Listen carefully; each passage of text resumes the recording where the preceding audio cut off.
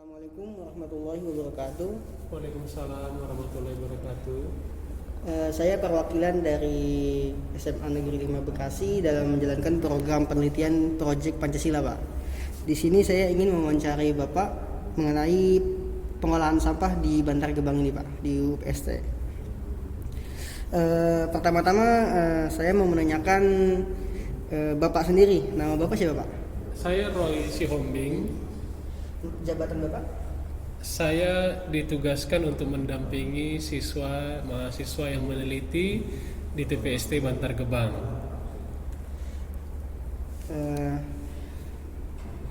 Sistem kerja di sini gimana, Pak?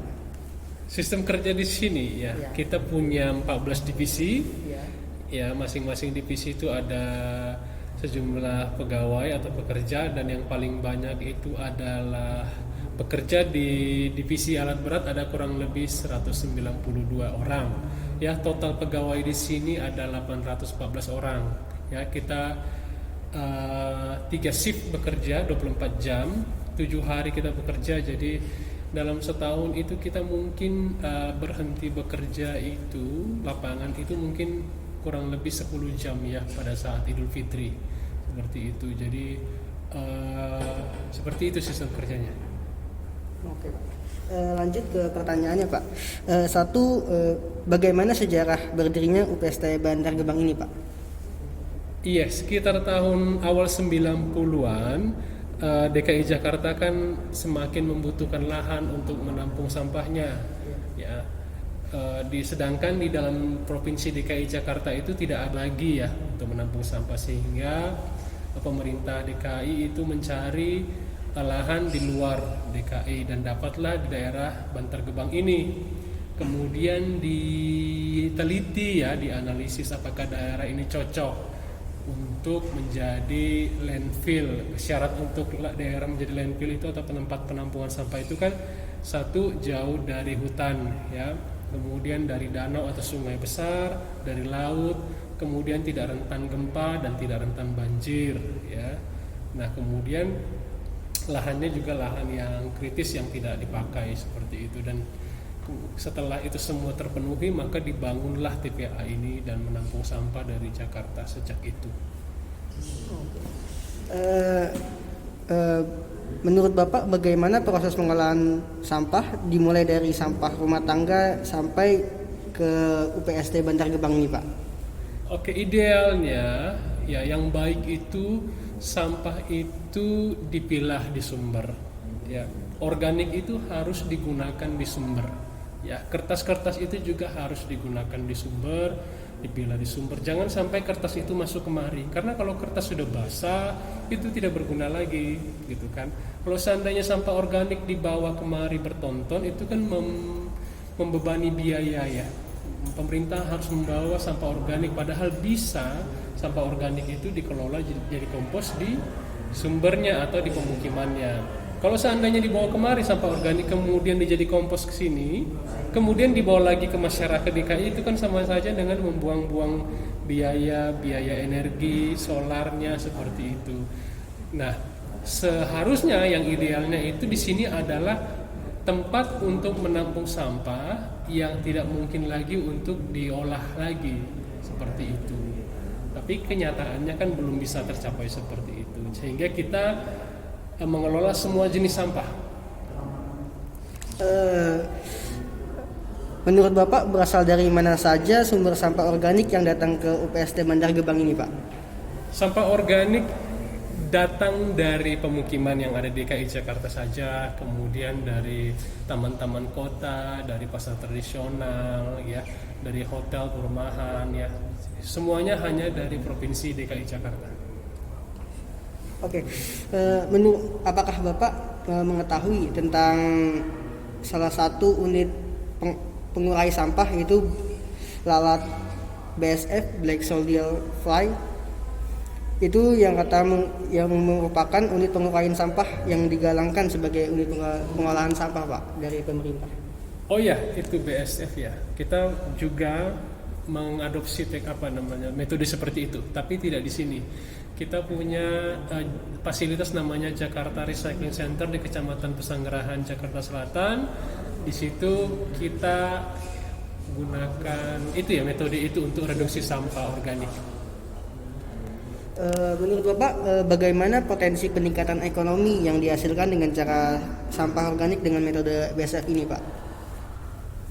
Saya kurang tahu itu ya.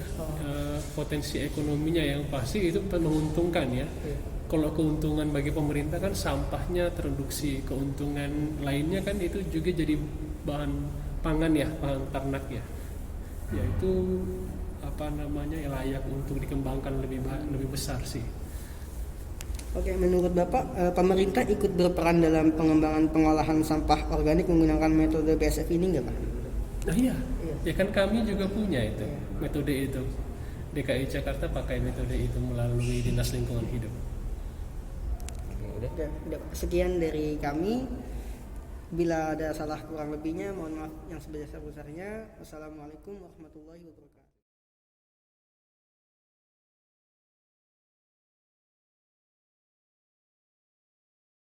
Warahmatullahi wabarakatuh. Waalaikumsalam warahmatullahi wabarakatuh. Sebelumnya terima kasih sudah mengizinkan kami untuk wawancara, ya walaupun tidak sesuai dengan jadwal. Ya kami ingin mempertanyakan beberapa hal mengenai membuat BSF ini. Untuk berdirinya ini bisa menceritakan bagaimana sejarahnya berdirinya membuat ini. Untuk yang khusus di tempat saya ya, Ya. tempat saya juga nggak begitu ingat gitu, karena tadinya cuma untuk sekedar karena saya piara lele, jadi saya dapat informasi bahwa ada makanan alternatif untuk membuat. 2 hari deh, baru tahun ini, baru beberapa bulan sebetulnya. Nah, jadi waktu itu saya belajar atau melihat sendiri lele yang diberi makan maggot itu ke tempat pembuangan sampah di Jatisari. Nah, situ saya lihat, jadi ada lalat dikandangin gitu kan, ada yang kayak seperti di sini gitu kan. Udah sampai sini saya coba-coba bikin, mulainya dengan kecil-kecil aja sedikit di bak-bak yang kalian pernah lihat itu kan, yang abu-abu seperti itu. Nah, tapi tambah lama karena telurnya tambah banyak, lalatnya tambah banyak, jadi ya pelan-pelan mulai diperbesar sehingga sekarang panennya tuh sekali panen bisa 60 kilo gitu kan, bisa 2 hari sekali. Awalnya cuma kecil-kecilan aja untuk kasih makan lele, sekarang malah lelenya nggak ada. Jadi khusus di maggot itu aja. Nah, itu nanti kita serahkan kepada mereka macam pengepul gitu, atau di koperasi juga ada, kita serahkan itu ke koperasi, dikumpulkan oleh koperasi, nanti oleh koperasinya kerjasama dengan peternak-peternak gitu. Selanjutnya, bagaimana tahap atau proses pengolahan sampah organik menggunakan metode larva BSF ini, Bu? Jadi saya mulai membudidayakan itu mulai dengan membeli telur ya, membeli telur, kemudian membeli prepupa. Jadi telurnya saya tetaskan, prepupanya jadi lalat. Nah, nanti setelah telur menetas dia menjadi larva, ya larva. Jadi larva itu yang kita sebut maggot itu. Nah, itu adalah maggot itu sangat takut dengan sampah. Jadi yang sampah yang kita pakai itu terutama itu sampah rumah tangga harusnya. Sampah dari dapur, sampah yang sisa-sisa makan dari restoran-restoran seperti itu. Kemudian bisa juga kita ambil dari pasar buah-buahan yang sudah nggak bisa dijual. Nah, itu sampah-sampah itu kita kumpulkan, kemudian dengan mesin pembubur itu kita masukin jadi bubur gitu, tapi buburnya bukan bubur yang cair gitu ya, jadi dia masih agak padat gitu, seperti pasta lah gitu ya. Nah, jadi itu sampahnya diolah seperti itu ya. Tapi kalau yang dari restoran-restoran kadang-kadang udah nggak usah dibubur lagi gitu, karena dia ya sisa-sisa nasi seperti itu kan, kita langsung aja berikan ke maggot itu. Dan itu satu bak yang saya punya itu ukuran 1 kali 100 cm kali 170 cm, tingginya 20, itu bisa muat 10 gram telur. Nah, itu kalau udah jadi maggot yang bisa dipanen, minimal dia harus mencapai 20 kilo. Jadi dari 10 gram harus 20 kilo. Nah, sampai bisa dipanen itu satu bak itu bisa menghasilkan kira-kira 80 kilogram sampah. Jadi Anda bisa hitung, anak-anak bisa hitung. Saya punya 21 bak itu, biopon kita sebutnya.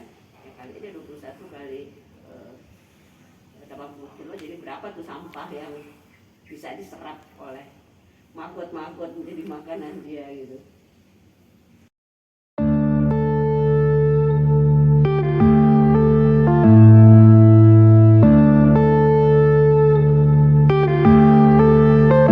Yeah.